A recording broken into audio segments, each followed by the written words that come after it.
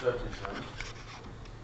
And we said just like the animals and the incense, the purpose is to be, so to speak, the darkness turned to light, turn your animal into a divine vessel, so too the actual construction of the Mishkan is the same way. And then we say that the word shitim, the word means shtus, which really means to veer off the line of intelligence, rationality. And we give different examples where we find that the word means this, the most extreme being that when a man's wife would veer off from modesty, it's called siste ishto.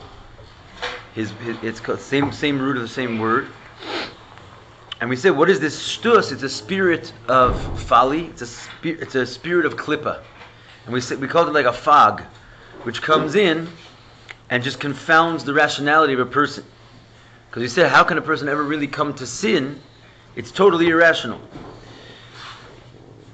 Because really, God is life and truth. Godliness is life and truth. Doing the right thing is life and truth. So veering off of life and truth is going into falseness and death. And why in a million years would a person do that?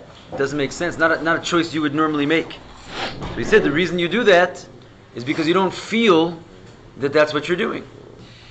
And there's a certain cloud blocking your experience of the truth, and it's called the Ruach Shtus. And it comes from the Nefesh Bahamis. It's sort of just the whole MO of the Nefesh Bahamis, basically, that it has this ability to be completely oblivious and not communicative with sort of the rational elements of your divine soul. That's what we said, yeah? And we said, in truth, when a person sins, he becomes completely separated from godliness, but the problem is, he feels as though he was just as Jewish as he was the day before. That's what the Ruach Shtus makes you feel. It makes you as though you're just in your Yiddishkeit is just as strong, you're just as Jewish, you don't feel any blemish or disconnect. But if you knew, in fact, that the slightest infraction away from the godly path severs you from God, you wouldn't do it in a million years, right? Because you would see that you'd see what it is. You'd see it's jumping off a cliff, like we said yesterday. And then we said, last part of review, that because the nature of the Jewish soul, he's not want to, and he's not able, even in any possible way, to separate himself from godliness. It's just not. It's unnatural. Your godly instinct goes against it. It's just what you're not always in touch with your godly instinct. And we said, and we concluded with the idea that the proof of this, as we've seen throughout Jewish history, is that when a person would come to a real test of godliness, like a person would make him bow down to idols or of the like, he would rather die. Similar to our class yesterday, he would put his life out on the line rather than allow himself to allow the transgression to happen. So we've seen how many Yidden throughout the generations go on Kiddush Hashem and rather die than even externally bow down, even though they didn't really feel it in their heart, even from the mouth and out. They would rather be killed. What is that? What instinct kicks in that allows a person to give his life away? It's that suddenly when a test of that nature comes to you, it has such a shocking, effect on the whole system that immediately that cloud is lifted. It's like a person could be drunk, but all of a sudden he's like coming face to face with life and death situation, like he's instantly sober, like something can take over the person and just start driving the ship. And when you come face to face with a clear realization that the next move is going to separate you from God, suddenly the cloud is lifted and you would rather die than do such a thing. So we see that we have this instinct inside of us. It's just that usually we're not face to face with such a test. We don't see that it's such a big deal. What does God care? Is He really looking? No big deal. And you go on with your life, hacking away at your soul without even realizing what you're doing.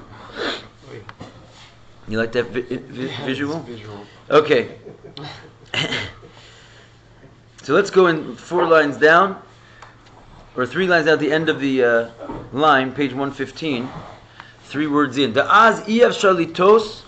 When a test of this nature comes, and again, it doesn't have to be idol worship. For different people, it could be different things, But some kind of a test where you clearly see that at this moment, there's no way I'm still connected to God if I do this.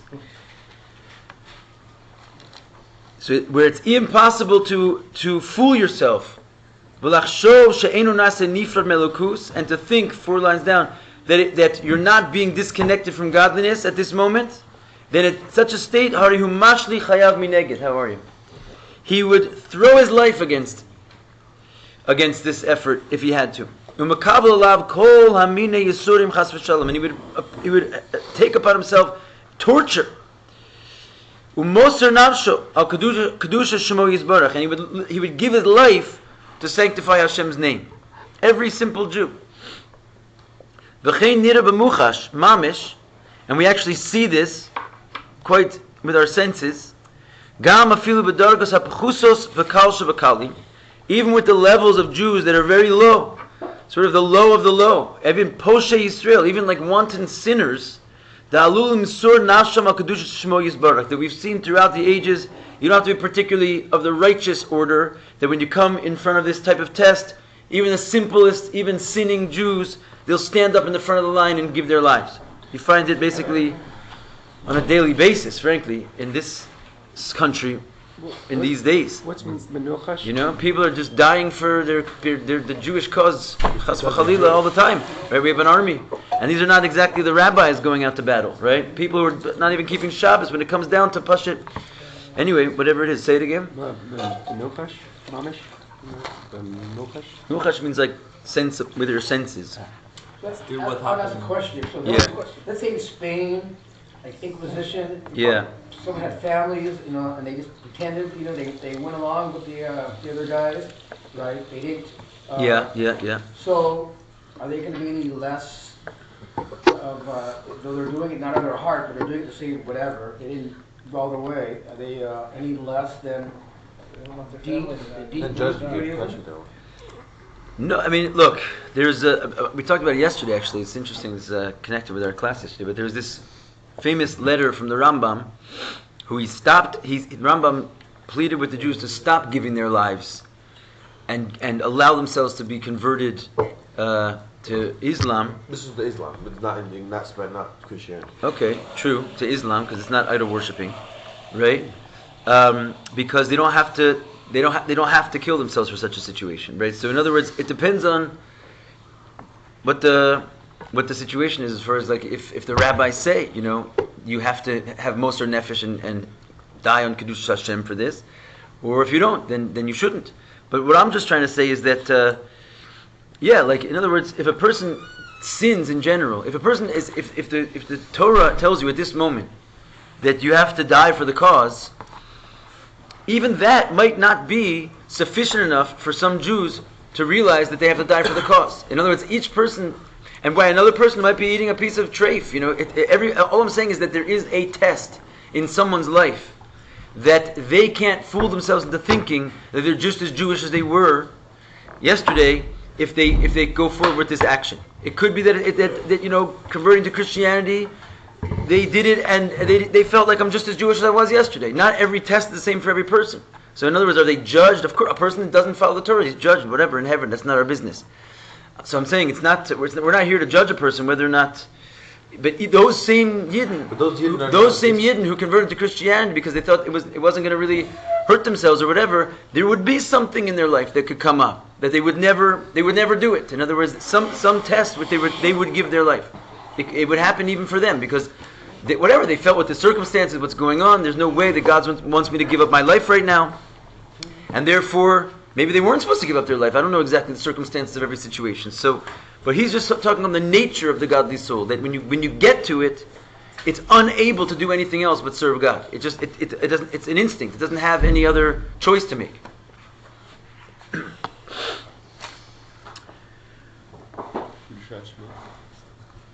Yeah, that's where we left off. Okay, lefi da'az. Since then, hara yodea u'margish b'nafsho. At that moment, the person can't help but to know and feel in his soul. And in such a moment he's faced with the truth. He does not want to separate from the God of Israel.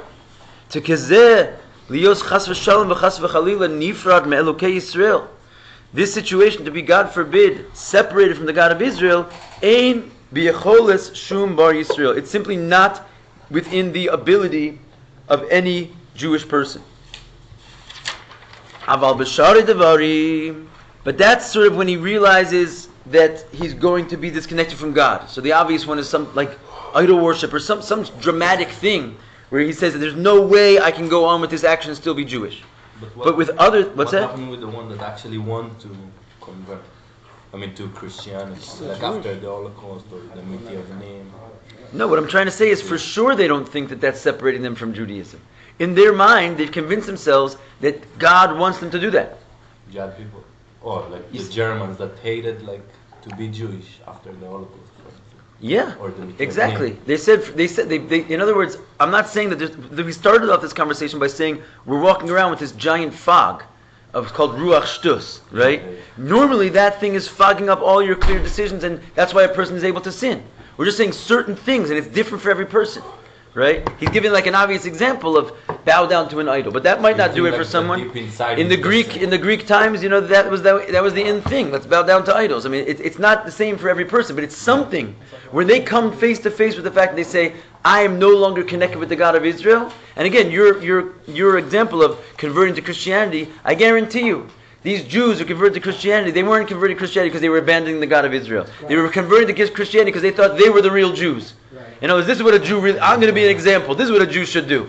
Really. A Jew has like Jewish pride. If he, at a certain point, if he really thought that he's not going to be connected with his God anymore, he would rather die. So I'm saying you can't point to this action or this action because for every person, whatever triggers that is different. I'm just giving sort of the obvious. A Jew doesn't bow down to idols. That's sort of our. But even that, you can get a ruach shtus going pretty good, depending on the shtus of the times and so forth. But there is this instinct in the Jew, and we see it that these people died and they weren't particularly, righteous people. They could have just been simple people that when it came down to their religion, no, they're not going to give it up. Yeah. So, in theory, those that are presented with the scenario where they have to bow down before an idol, or they're Superjuice triggered, suppose they don't die for God. What we're trying to say is that it's an instinct. It's like a person running for that cliff, right? When he wakes up, he's gonna, with all of his might, stop himself in the middle of that action. It's an instinct. It's not like he makes a choice. He's not able to, because it's life. And a person is generally connected with life in such a way that he would do anything to preserve his life. Since we're talking about spiritual life, in this case, he would do anything to preserve his spiritual life, even to the point if it took his physical life. You see what I'm saying? Because he realized that at that point that it's beyond physicality. So even if it took his physical life, he would do anything within his means to not disconnect himself from the true source of life. There are those that didn't do it, though. What I'm trying to say is that kill their spiritual life then at that point? we're all doing it all day long, killing our spiritual life. Any time a person does an avera, right, it's because he's fogged out, right? He's not in connection with, like the connection is especially.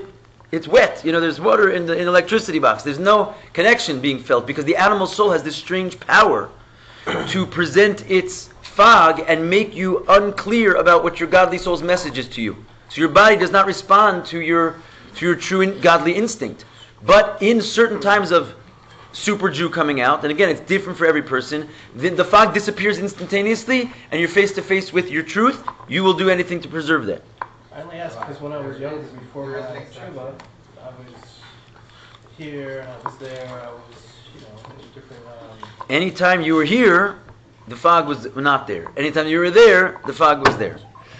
In other words, it's not like you get clear and then you're clear for the rest of the day. Even you can get clear for an instant, And what he's saying is, certain things will make you clear. God will bring it to you like a certain test, which will push away all the resistance, at least temporarily.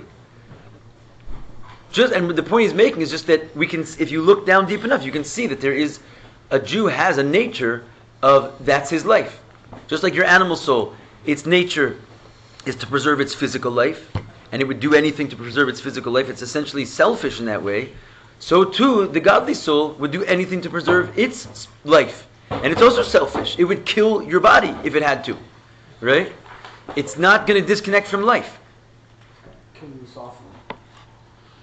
I was saying in the case of like killing yourself or like not killing yourself, like your spirituality preserve, like helping you not kill yourself or anything. There are certain cases that is incorrect, like someone who suffers some psychological, emotional, mental. Yeah, but again, it's not incorrect. It's not incorrect. What we're saying is that someone is that in such a state as that, they're still. I understand that, but in such a state, they're still in a situation where they're being clouded. In other words, like they usually a person brought to death will cling to his life. A person can be in such a state that he's so disconnected from reality. We're saying yes, absolutely. It's called being crazy, right? If you're super crazy, then that's what we're saying. Then you'll run off a cliff, you know. But it takes a certain level of absolute illness to get yourself to that situation, and that's what we're saying when it comes to Yiddishkeit. It's the same thing. It's an illness that a person would allow himself to disconnect from the source of life. So I'm not denying the fact that people go crazy and kill themselves. I'm saying it's because they went crazy that they killed themselves. The fog that comes in and makes them not connected with their rational mind. That or one is crazy to begin with, we just don't know it. Okay, for some of us more than others. Anyway, going on. Aval b'shari devarim, when it comes to other things, hainu b'shari averus rachman al-islan, i.e., other sins that a person, besides the test of all tests, idol worship and the like, but rather just other stam sins, eino yodea ve'eino margish. That's the whole point. In such a situation, it's not strong enough to scatter the fog, and therefore he doesn't know and he doesn't feel at all. That he is at this moment becoming disconnected with the oneness and unity of God. He just doesn't. He walks down the street. It's Shabbos. He sees cars going by. He jumps in his car. He does not have any recognition that in this action he's not Jewish anymore, or he's disconnecting from God. He's totally fogged by that experience. It doesn't touch him at all. So a person has to reflect, basically. Benid malo, it appears to him ki hu od bi'aduso kasher haya. He's just as Jewish as he was a moment ago.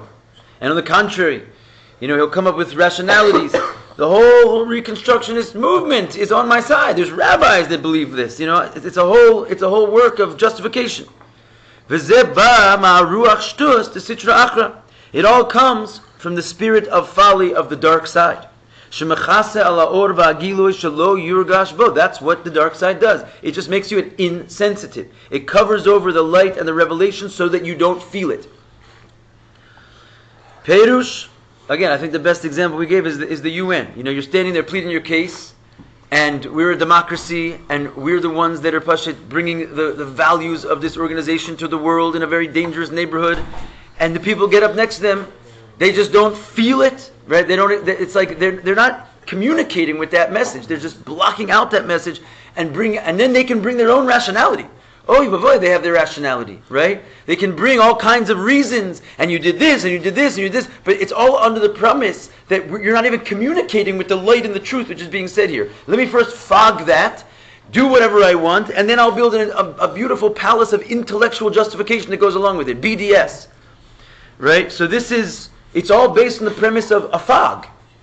And if you get down to the point where you see what the other person's story is, you see that it doesn't even communicate with that message. There's no face-to-face negotiations going on, right? When it comes to the godly soul and the animal soul.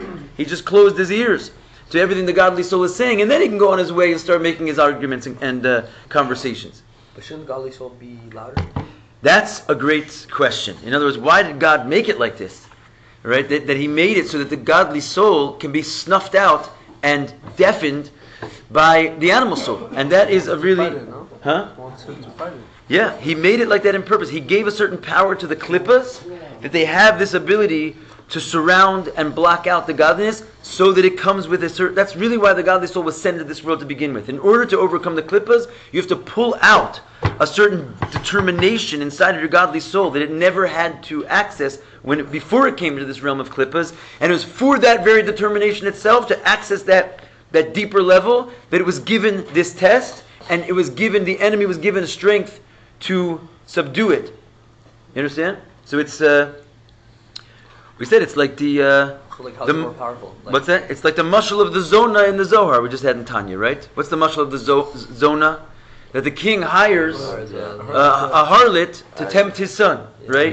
And she's getting paid daily by the king himself, right? And these evil klippas are actually working for God, and they're given a power by God to do all types of crazy things to you. And the reason is so the king will test his son and see if he can overcome this. So the rationale behind why is my animal soul so powerful? It's that it's given that power, literally measure for measure, to bring out exactly the most intensive strength that you've got. Because again, yesterday is also Yom Yom. Hakadosh Baruch Hu lo ba betrunya. He doesn't come with unattainable requests, right? So he knows exactly the harlot for you, right? So what is this power of the godly soul like? In what sense is it? Because stronger? the godly soul, really, when it comes down to it, it has the power of like the essence of God inside of it. But when it's upstairs in the heavenly realms, it never has to access that essential level of itself because it's in a state where its light is shining. So only when it goes into a place where its light is snuffed out does it have to sort of break through the boundary and access its true inner nature. There's only one way to get that light out of the godly soul, and it's through resistance. So therefore, don't be surprised when you have resistance. Resistance is like literally the biggest gift. Ask any bodybuilder, right? You can't get anywhere unless you like sort of make traction. Ask any Talmud student, right? If you sort of just like glaze over the page, you're not getting anywhere. But if you make traction and learn this word and then learn that word, and it's like resistance, you need a dictionary, and every second you have to ask them what's going on here. But you push through, that's how you gain ground. It's the same thing with just the representation, the revelation of your soul. It only really comes out through resistance. Perush, meaning the ruach shtus gorem lo la'adam heder ahergish. So what's the definition really of this ruach shtus, the spirit of folly? It causes a man absence of feeling. The hainu desensitized. The hainu shetokef achemde b'taiva v'chamimus de nefesh bahames, which means the strength and the lust of the desire and the excitedness, the warmth of the nefesh bahamas, the animal soul. So all those things, it's strong, it's desirous, it has a passion. Gorem lo hakrirus v'hedra hergish binyanim ruchnim. It causes you a coldness and an absence of feeling in spirituality. It ever comes to you that you came home and you were like, you had in mind after you daven, and you're like, oh, I'm going to go home and open that sefer. Something's really triggering me. I'm really interested in what that says. And when you get home, there's a nice steamy breakfast waiting for you. You forgot all about the sefer. You ran to the breakfast, right? Because that's what it is. It's sudden. You can have your godly soul like in check, in mind, everything's going well. But as soon as the taivas and the excitement of the animal soul rises up, it makes you not feel that little secret feeling anymore of how good it felt to sort of be really interested to go look at that sefer, right? It's just stronger in that sense than the godly soul. It's louder, it's stronger, it makes more noise inside of you, and that godly soul is like a soft little voice, like saying, like, remember me, truth and life. It's very hard to remember truth and life when there's a zona looking at you, you know. Perush. Wait, what's Karkos? Kriros is coldness.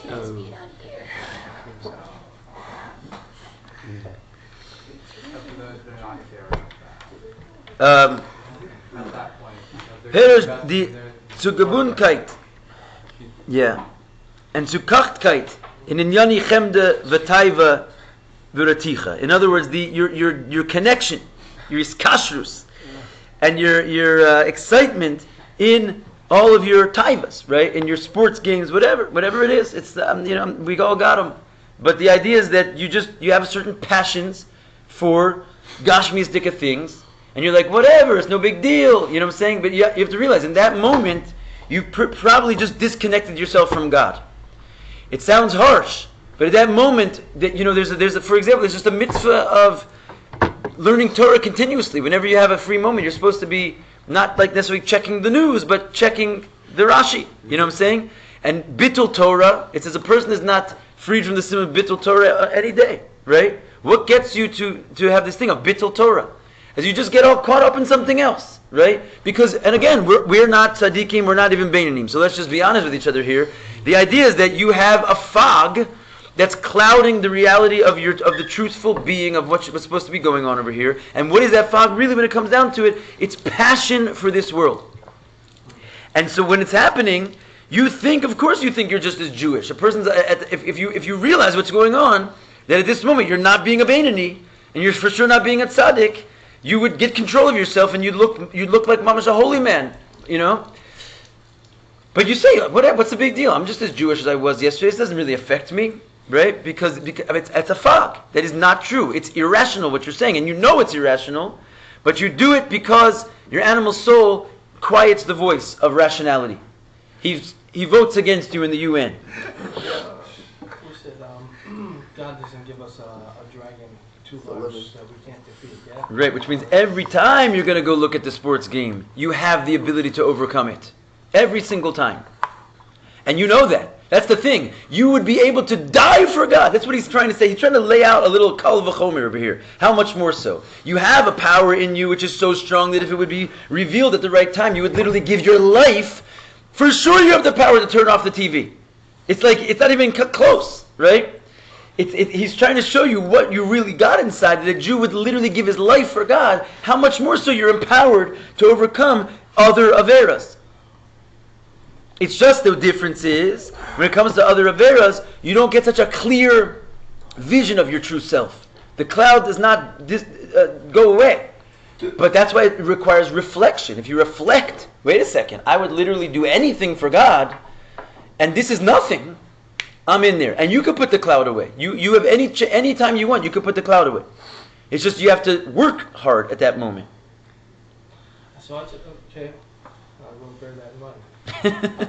Hopefully every moment yeah, bear that in mind. I just wanted to know, there are some people that they have this battle, and it's like, you know, the Zona is like a little stick figure, and then, you know, for this person it's like a three-legged Zona, right? Yeah. So for a person like that, who clearly the odds are not in his favor, yeah. No. It's what for every person. person. Say about a person who starts the game off in this way? No. It's not like that. It's not like that. You have to understand. The sheep, the stick figure Zona that you're talking about, the guy who's fighting that one, it's as big of a fight for him as the three-headed dragon is a fight for the other guy. They have the same powers to confront it. So if you're not given great tests, it's like you're not able to handle them. So you don't look at the guy and say, well, you know, he's got it easy, because you know better than anyone. I mean, everyone knows better. And no one's got it easy. You don't even know what everybody's suffering in this world. Everybody has their challenges, no matter how easy life looks for the guy. You know, I was talking to someone yesterday. He's like, oh, it's easy for him. He's got his car. He's got a good job. He's got plenty of money. He's got a wife. No, dude, trust me, it's not easy for him. Everybody's life is filled with challenges. A religious person who's hard as him versus someone who grew up not religious. So every little single idea, every concept, every, you know. Certainly, Baal Tshuvas have more strength than the from birthers. That's what it means. Baal Tshuvas have clearly a power in them that person from birth doesn't have. The very fact that we had to find God out of a prison and a darkness is itself shows that we have a koach that they didn't need to have. But is it punishment? It's not punishment. No. On the contrary. On the contrary. It's on the contrary. It's basically it's a gift of what's the word I'm looking for? Potential. In other words, you're given The burden of love.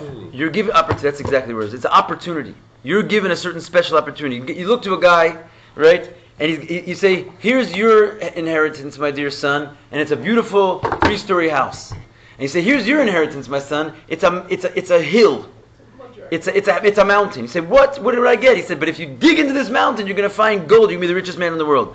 He said, "But I don't have any tools." He's like, "You got a mountain. Go work on it."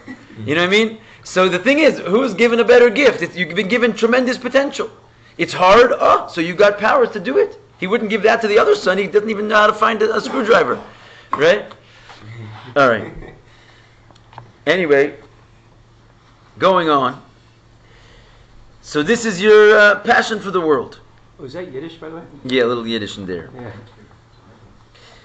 Yeah. He says, "Zeh mekar hahergish." This connection, this excitement, this passion for physicality, taivas, desires, etc., it cools down the feeling. Dem deher Gefühl, right? The voice and what's calling to you and the feeling binyanim ruchnim, of anything spiritual. As I said, the spiritual voice is a quiet voice. It's a happy little content, mensch, and it's very easy to overpower him when there's a big zona in front of you, right? Is a so viel übergegeben. He's so given over. Binyani taivosav, in his taivas, in his excitement. So what? Übergegeben means given over. In his taivas and ritzonosav, in his will, his foreign wills, hachumriim, which are coarse, v'gashmiim, as the ruchni is dicker kite, the ruchni is kite. No, ruchni is dicker hergish. Their spiritual feeling is by him betachlas ahelim v'hester. Is by him totally fogged out. Let's call it that. V'hainu shenase bilti margish klal. He becomes someone who is like, he just doesn't feel it at all, right? He doesn't feel it at all. Ve'enu margish ban la'noam va'arevus va'tov va'ilui b'kiyam ha'mitzvahs. He doesn't feel the pleasantness and the sweetness and the goodness and the exaltedness of fulfilling of mitzvahs. Right? A person can trample on mitzvahs. He's like, you guys are silly with your mitzvahs. It's like it just doesn't speak to me at all, dude. He's not feeling that whatsoever. Whereas a person who's mamish, learns chassidus, he gets up in the morning, he does a negel vaser, hits a mikvah, a shtickle chassidus, he meditates a little bit, puts on his tefillin, he davens ba'arichas. By the end, he's like mamish, like feeling this like inner pleasantness, sweetness, goodness, and exaltedness of the fulfillment of mitzvahs. Like when you've ever felt that, it's like that grade 1 to 6 feeling. It's just like goodness. You just feel simply good. You're connected. You feel pure, wholesome. Sugar, and like pizza. It doesn't really get you that good feeling of like just like having gone on your diet that day and eaten really well, and sort of just like that contentment of the body of just like not having to work too hard because all our systems are running properly. It's much more comfortable and easier to eat pizza and sugar. It just works like that, and it blares out glaringly any voice of like, hey, I'm just trying to digest over here. Shh, quiet. Digestion is not such an exciting experience. Let's get excited over here, right? So when you really get down to it, just like feeling wholesome is the best feeling in the whole world. But you can't hear that feeling if you're busy attacking it with the fog all day. It's not loud. It's a quiet voice. V'kein eino margish hapchisos berichuko melukus. You don't feel the lowliness of being distanced from Hashem. Which takes place anytime a person sins. You don't feel that you're far away, and even if you do feel far away, you don't feel there's anything particularly wrong with being far away. And what is it called in short? It's the covering of the animal soul, which wraps itself around the godly soul. And again, you're not to blame. You were put into that suit by God Himself. But you got to realize what it's all about. You were put there to work. We're here to toil. You're not here to sit around and enjoy it.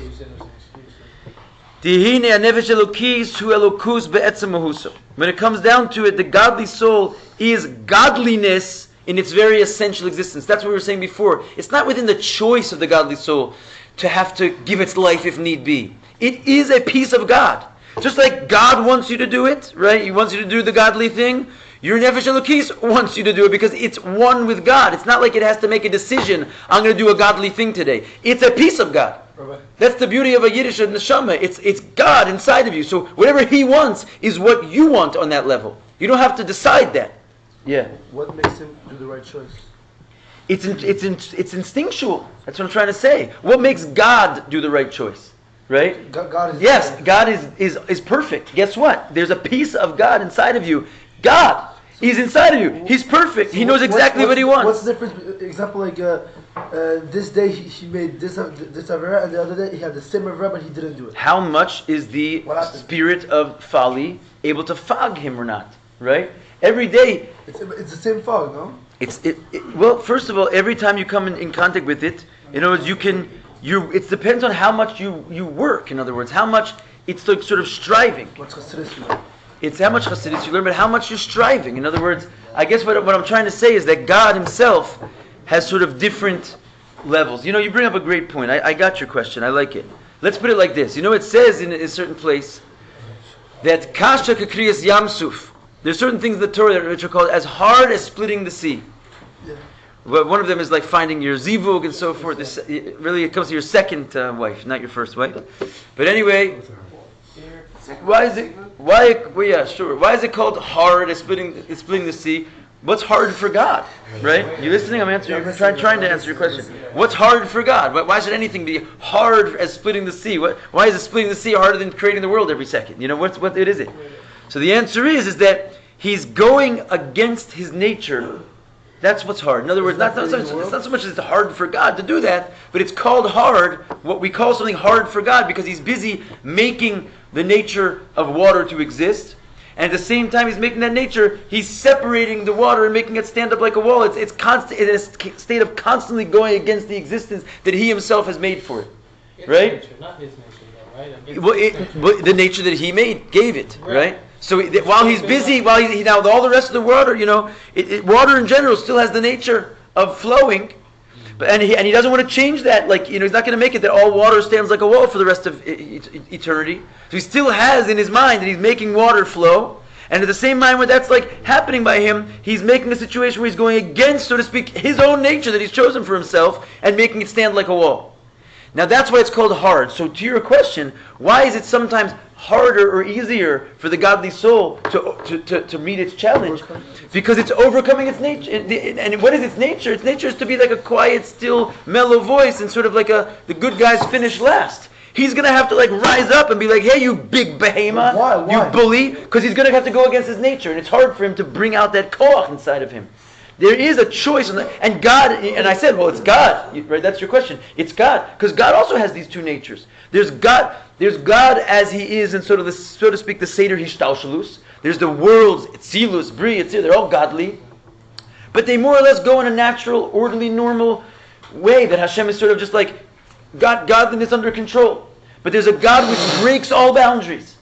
And there's a God which can undo the whole natural order of everything. And that's a much deeper, inner, more essential level of God. That level really has to be brought out and compromise even the nature of the godly soul in order to overcome these challenges. That's why it's hard. Because even the godly soul has to work. Even though it's natural for the godly soul to do the right thing, it's not natural for the godly soul to have all this oppression against it. So to bring, it has to go deep into itself and bring out sort of an unseen aspect of the godly soul, and that's what, so to speak, kasha kakriyas yamsuf. It's very difficult for the godly soul to do that, but it can do it if it works, if it tries, anytime. But doesn't that entail the godly soul is going to like go down, like go to like the level of, you know, of behemoth, like, you know, he's got to like kind of like sink to the level, like he's already sunk. You're sitting inside of a behemoth every second of your life. Where do you want to go further than that? But the godly soul, like if he gets mad, like anger, like it's gonna anger, like he must. No, there is no anger on a negative. The godly soul's anger is holy. You know, there is such a thing as holy anger. Yeah, for sure. In other words, for example, what's called rebuke from the Torah, there's a whole mitzvah. You have to rebuke your fellow. We have to be careful when we wheel it, because we're so not beseder that it's probably going to come out from the anger of our animal soul. But if there's a mitzvah to rebuke your fellow, it's because you're generating some anger, but it's a divine anger. It's a healthy anger, right? Because you're basically screaming. Look, it says in Tanya, you know, you should take time to like scream at your animal soul and call it all kinds of names. And he brings out all kinds of names, like curses that you say at your v'chulu and more. That you're supposed to scream at your animal soul. It's a sort of righteous indignation. You know, it's I don't know if that's the right word. I don't know the context of that statement, but anyway, that's what it is. But wait, you can't hurt yourself, right? Not with godliness. Anyway, so this is the nefesh elokis be'etzem mahuso. It's godliness implicitly. Ubefrat hanitzot shebo, and particularly the little spark which is in it, which is literally a piece of God mamish. Hu hanitzos prati hashayach el gufa prati. In other words, so even though godliness is not divisible, but because there's a divisible world that godliness makes, and He's sort of superimposed upon it, there is a little piece of God which is shayach to your little piece of yourself. That's a complicated discussion about the Achdus of Hashem. But it's just in short, so there's a certain aspect of literally the divine essence which is plunked into your unique body. So there's part of God mamish inside of you. It's through that piece of godliness which like sort of takes up the place you're in, that you feel all things spiritual, all things godly. That's your connection point to realize that in the place that you are, everything is God, because there's a piece of God which follows you around, which is in you, and through it you're able to experience all things as godly. Umargish ma'od, and that part of you feels very, very much. Anything which is opposing godliness, its heartbeat starts beating fast. It feels it instantaneously. Which means that something which is not clearly godliness in an open way, he doesn't want it. He's not going to make that choice at all. Like, leave me out of the party. How much more something which opposes Elokus? There's a part of you sitting there very, very, clear, that is going to run like it's friar. He's going to run like it, run away from it, flee from it, like he's going to flee from something, a danger, a damager. Like a person who runs from death. That's where I was getting that whole analogy from. So can't really do anything about it. Well, it can actually. It's just that it depends on how much the fog is there, and how much avoda you put towards it to allow that voice to be heard. But it certainly can do something about it. It's just that it's susceptible to being overshadowed. What your Yetzer Tov? Yeah, this is your Yetzer Tov. This is your godly spark. How to do something even when? What? What is this example? That it feels that anything that's not godly it doesn't want. And anything which is opposed to godliness, it is willing to run away from it like it's from death. Yeah. Right? It's just what? It has a fog over it. So in order to... sometimes we don't feel what it feels, but we still have the power to be a normal, rational person and meditate on the truth of our existence and be like, wait a minute, I've been through this before. This emotion that's telling me to do this is not coming from that real voice inside of me. It's coming... In other words, you have to start using your brain because your godly instincts are dulled. So the only way you can... That's why we call this philosophy Chabad.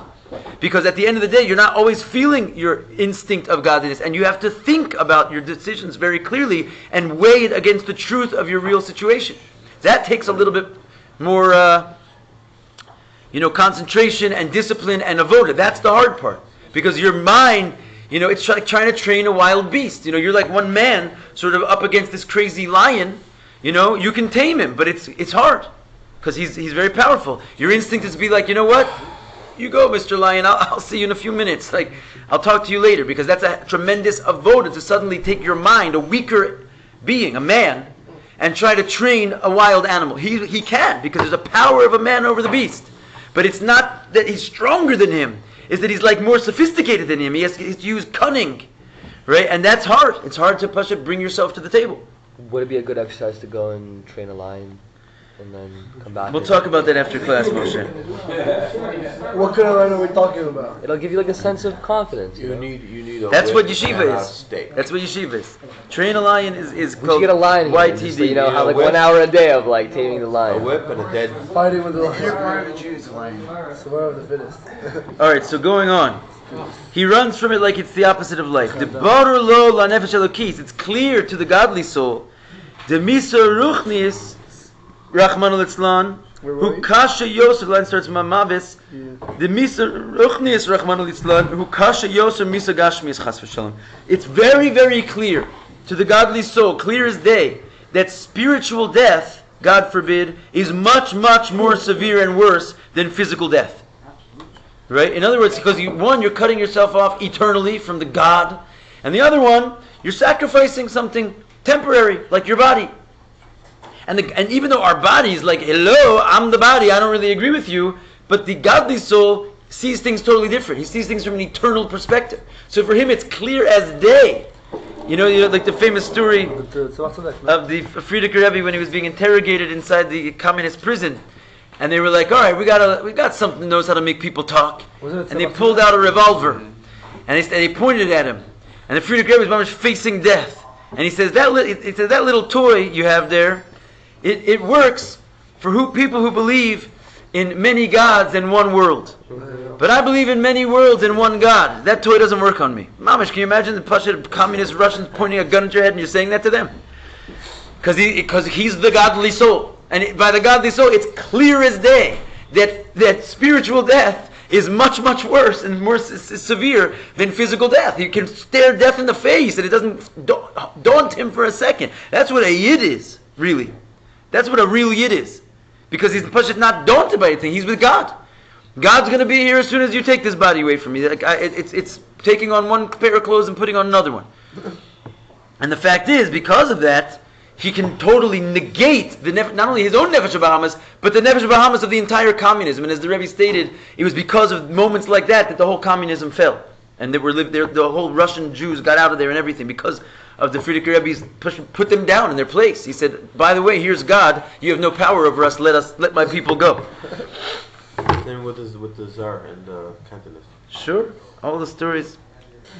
Anyway, so this is clear as day to the Nefesh Elokis that a spiritual death is much, much worse than a physical death.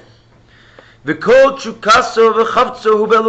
whole longing and desire is only in godliness.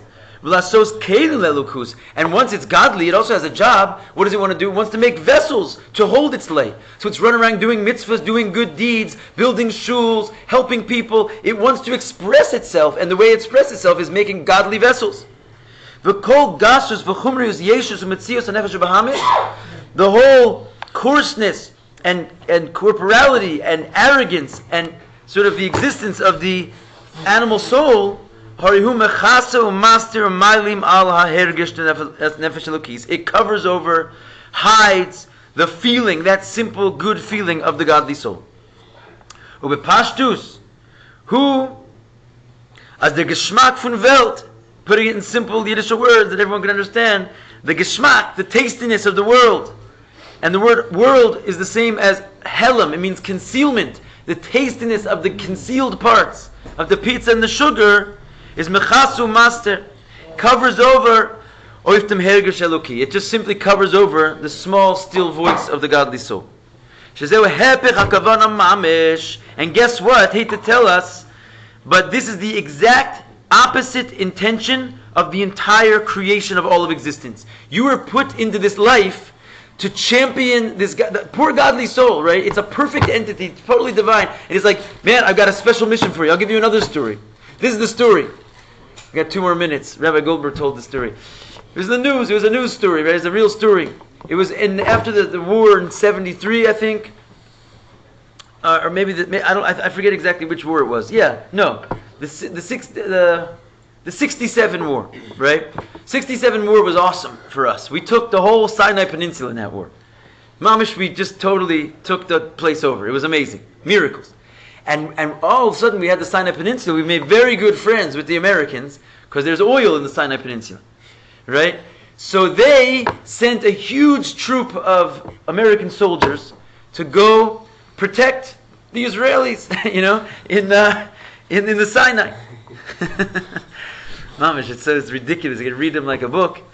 And so what happened is, it was a pretty quiet border. I mean, the Egyptians just got their butts kicked. They weren't really, now the Americans and army over there, nothing's happening over there. There's not a lot of warfare happening. But you got to keep your troops on the border. So what happens? They said, the troops are getting a little bit restless. Like the morale is low. There's nothing going on here. So they said, let's make for them a little tent, a little like fun house tent. The army. Israeli? No, I don't know, the American army. They're like, listen, they can play cards, they can buy a drink, And it turned into mamish, they had nothing else to do there, so they put their kokos into it, They made like casino over there, and who knows what else they had. And by the reports started coming back to the American army, like, the army's supposed to gone AWOL, like AWOL, the whole place is in this tent, completely forgot about their mission, and like, you don't have an army here anymore, you got like a casino. So they pulled this, and this was it really happened. They pulled the whole troop back to America, tore down the casino. They had to send all new troops. And what's the point? They forgot the mission. They were sent there to do a job. Poor people were pulled out of their comfortable homes, sent across the world into the Middle East, not the friendliest neighborhood, and to do an important job, to protect the world, or at least the oil interests. And what happened? They completely got sidetracked and forgot everything they were doing there. So the analogy is obvious. You're here, and you think like, what am I going to do with my life? What girls can I pick up? You know, and this is what people think about all day long. What cool car can I get? What's the best job I can have? What more people can I take advantage of and rise to the top of the ladder? Or even, you know, whatever else it is. You know, if it's not on the side of total evil, it's just like, how much of the environment can I fix? And how much X, Y, and Z? But the point is, you forgot what you're here for. You came here to make a temple for Hashem. Literally, the whole thing is about God. God made the world, God made you, and He has 613 mitzvahs, and that's your mission. And we find ourselves, Pashit, completely forgot about it. We're in the casino. And that's what he's saying. It's hepek hakavana mamish. The whole concept of what we spend our time doing is the exact opposite intention of the whole purpose of life. Mamish shahaisa mamasha hakavana elyona. What was the intention? Bebrias haolamos. In other words, of the whole purpose of not just this world, but all of existence only came into being for us to succeed in this job. And we're just like at the casino. He told us why He made the world. He desired, the Holy One, blessed be He, a dwelling place in the lowest world. That's us. That's our job. By working on your animal and making it do the mitzvahs and all things godly. And because only in this world can that be done. And to refine and fix this world. This is the purpose of angels and souls and universes beyond count. It's all for you to have a little hiskafia, right? And we're in the casino. In actuality, comes the exact opposite. The world confounds him.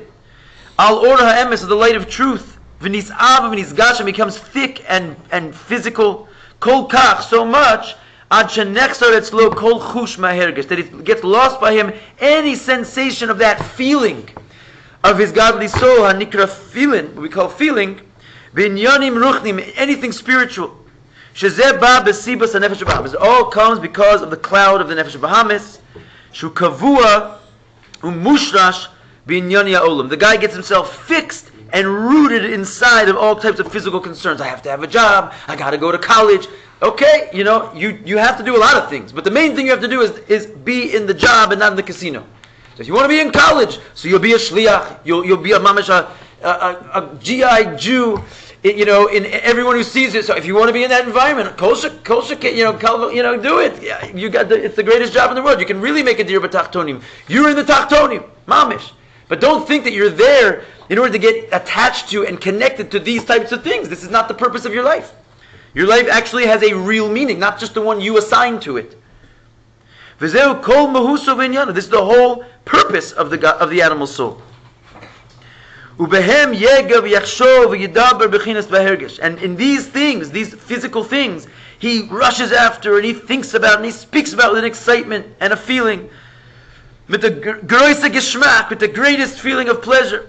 And this feeling in general, and particularly the pleasantness in it, the geschmack, that he has in it, it totally negates his spiritual feelings. Everybody have a wonderful day. Are you guys exercising today? Yeah. Mr. 4 smoking these ahead? 4? Definitely. Adam Yaakov. Adam Yaakov.